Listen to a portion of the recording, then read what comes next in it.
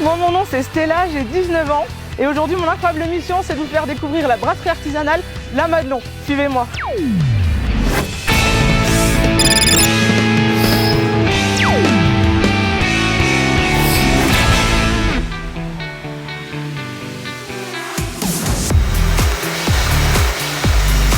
Bonjour. Vincent. Stella, enchanté. Voilà, enchanté. Donc, bienvenue à la brasserie La Madelon. Merci. Bonjour, donc je m'appelle Vincent. On a racheté cette brasserie en 2020, un peu avant le confinement, avec mon épouse, dans une reconversion professionnelle, sortie de la grande distribution, de 25 ans de grande distribution, et revenir plus proche de nos valeurs. Donc, je vais t'expliquer brièvement comment on travaille et comment on fabrique de la bière. Ouais, avec plaisir. Allez, avant de tirer, on va commencer par aller là-bas. Ok. Et du coup, c'est quoi dans les sacs partout? Alors là, c'est notre matière principale. Donc si tu vois sur chaque palette, c'est marqué Munich, c'est marqué Pilsen, c'est marqué blé. Oui. Donc c'est vraiment des maltes différents qui sont torréfiés différemment. Donc le blé, c'est une autre céréale, hein, c'est du blé. Et le principal, c'est de l'orge. D'accord. Après, c'est les Allemands qui ont donné le nom des différents maltes qu'on va mélanger pour faire différentes bières. Le Munich qui est là sert essentiellement pour faire des bières ambrées. Oui. La Madelon ambrée et la Darou.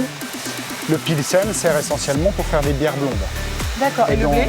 Et le blé sert pour faire de la bière blanche, les Weissbier, et pour la mousse de la bière. Donc on met toujours un peu de blé dans toutes les recettes. D'accord. Donc là on va aller voir la salle de concassage. Donc le concassage est fait, hein, parce qu'on brasse pratiquement tous les jours. Donc ici c'est vraiment l'étape où on va concasser le grain. Ça sent un peu la farine, Ah oui, comme ça tu sent vois. super bon. Voilà. Donc on met nos sacs ici dans cette trémie. Ils vont être stockés dans cette cuve là. Donc là si tu tapes dessus, hein, elle est pleine et on voit le grain ici. Ah oui, ouais. Tu vois. Et puis demain ça va se mettre en route, ça va passer dans le concasseur. D'accord. Et ça va nous écraser le grain. Alors pas en faire de la farine. Le but c'est vraiment de séparer l'écorce et l'intérieur du grain, ce qu'on appelle le maltose. Donc l'écorce va nous donner la couleur de la bière et le maltose va être transformé en alcool et en gaz carbonique. D'accord. Voilà. Et après, ça part dans le tuyau? Voilà, et après ça part par ce convoyeur dans le plafond pour aller atterrir dans la salle de brassage. D'accord. Dans les gros... Dans les cuves de cuisson. Les gros tubes qu'on a vu tout à l'heure, voilà. Voilà. Donc ici on a la salle de brassage, c'est une étape qui va durer à peu près une journée. On va envoyer notre grain, on va le chauffer jusqu'à 78 degrés avec le malt. Après on va renvoyer dans cette cuve là pour retirer le malt.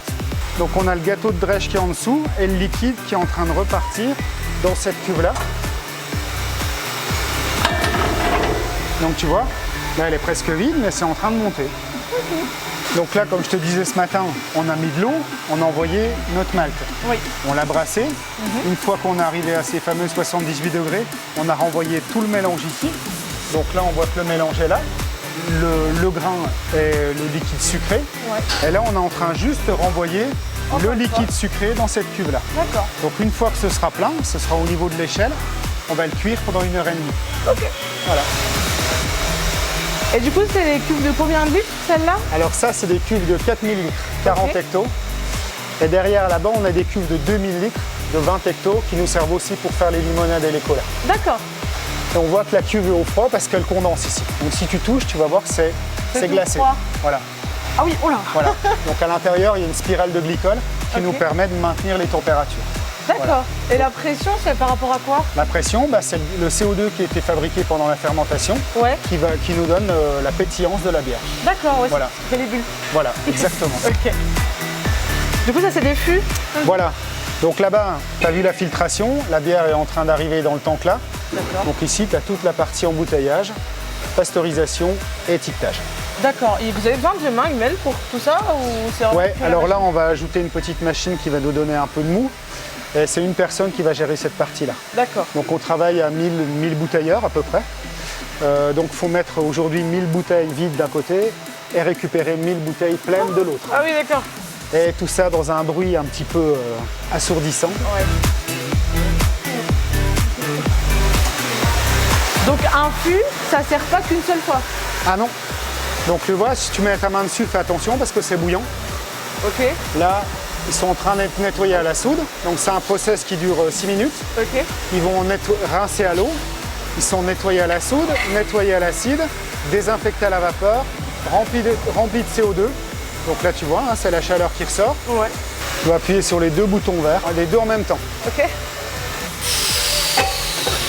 Voilà, c'est bon. Là, les vidanges à l'air pour enlever éventuellement un peu de bière qui peut rester dedans. Et après, ils sont réutilisés. Donc ça, c'est réutilisable pratiquement à l'infini. On a des fûts qui ont plus de 20 ans. Donc après, là-bas, on a la partie un petit peu difficile à gérer en ce moment du métier, c'est-à-dire les bouteilles. Pourquoi? Parce qu'on a du mal à en avoir. C'est compliqué du fait du prix du gaz, du fait des guerres. Voilà, c'est des produits, donc on en stocke plus que d'habitude. Ok. Là, c'est des palettes de 2960 bouteilles et on en stocke pour être sûr d'en avoir parce que c'est quand même le gros de notre activité. Si on n'a pas de bouteilles, C'est des bouteilles vides, donc? C'est des bouteilles vides. Donc la limonade a la même forme que les canettes de Ouais, bière? elle est juste un tout petit peu plus haute. Ouais. C'est qu'à chaque fois qu'on embouteille de la limonade ou du cola, il faut un petit peu remonter les têtes de la machine de l'embouteilleuse. C'est pas chiant? Ça prend pas trop de temps? Ça va, Ok. il y a pire. Et donc là, c'est la chambre froide, c'est ça? Voilà, c'est la chambre froide où on stocke nos fûts pour les cafés, hôtels, restaurants. Donc les fûts de toutes les bières sont fondus? C'est ça. Ok. Waouh! Donc voilà, normalement elle devrait être pleine, hein, mais là c'est toujours pareil. Donc on a des fûts de 50 litres là, qui sont faits pour la fête de la musique et les marchés du Girmont, c'est de la Madelon. Après on a de la Mirabelle, un peu de Darou, de la meilleure. Et cet après-midi, la bière qu'on a filtrée ce matin, on va la faire en fût cet après-midi. Donc c'est de la Kill Beer, on va faire à peu près 90 fûts. Ah oui, quand même. Combien de temps en moyenne du départ jusqu'à la chambre froide? Jusqu'au produit fini, eh ben, un mois. Un mois. Voilà. Le temps donc dans les... Voilà, une journée de brassage, une semaine de fermentation, 3 semaines de garde. D'accord. Puis après quelques heures pour faire du fût. Ouais, pour les remplir. Voilà. Et chambre froide. Voilà. Ok. Parallèlement, on a un point de vente ici qui se développe aussi très très bien. D'accord, super. Voilà, où on a certains mois, on arrive à vendre pas loin de 10 000 bouteilles. Ah oui, quand même. Ouais. On a tout fait nous-mêmes, c'est que de la récupération, des volets de vieilles fermes. Oh, wow. Et puis une grosse partie recyclage. Donc on fait des savons à la bière et à la drèche, le recyclage de nos drèches. La laisse de nos rouleaux d'étiquettes, il sert à emballer les savons et il sert à faire de la paille pour les colis. Donc on en fait régulièrement pour en avoir à Noël. Ouais. Et il paraît que la bière c'est super bon pour les cheveux. Excellent. On finit la visite sur le magasin. Le magasin est très chaleureux, très convivial, on a envie de rester, boire un petit coup avec les copains. Et surtout le nombre de produits différents de la bière, mais qui sont, le fait que ce soit local et tout, ça donne envie de tout shipper, tout essayer, de se dire ah ça j'aime bien et tout, c'est génial.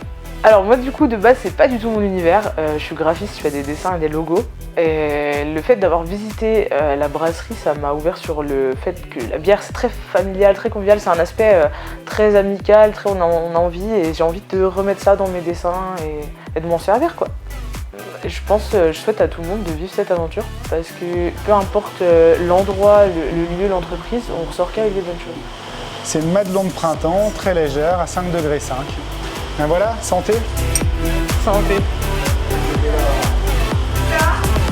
Eh ben Vincent, merci, c'était une super journée, j'ai appris plein de choses. Effectivement, je la boirai plus pareil ma bière. Et bien merci, et puis à bientôt j'espère. Eh ben c'est moi qui te remercie d'être passé, d'avoir pensé à nous et puis d'avoir partagé un peu de notre quotidien sur la fabrication et la dégustation de la bière. Et la porte est ouverte, tu viens quand tu veux. Eh ben merci encore Vincent et à bientôt.